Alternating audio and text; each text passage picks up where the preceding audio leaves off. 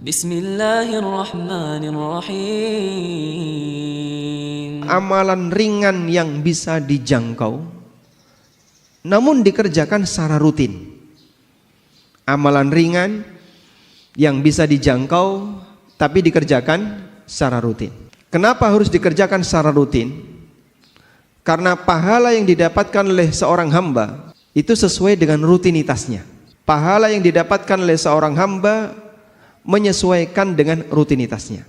Nabi SAW pernah bersabda, "Idza maridal abdu aw safara kutiba lahu ma kana muqiman sahiha."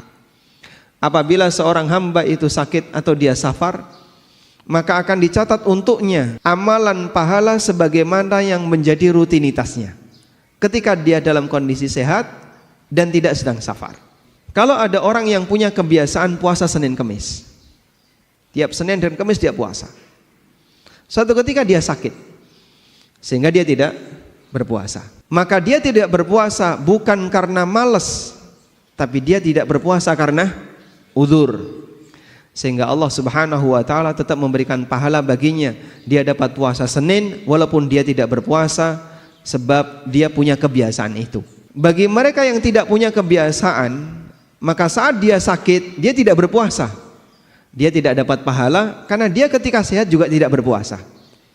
Orang semacam ini tidak mendapatkan catatan pahala sebagaimana mereka yang punya kebiasaan. Hal yang sama juga terjadi pada mereka yang sedang safar.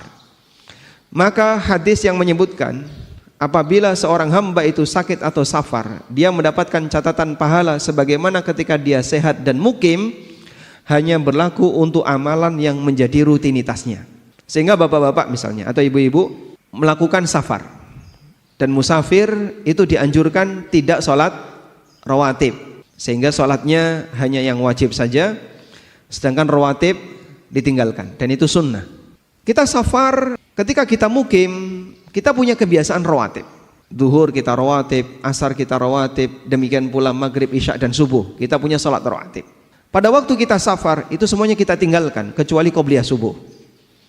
Maka insya Allah pahala sholat rawatib tetap ada walaupun kita tidak mengerjakannya.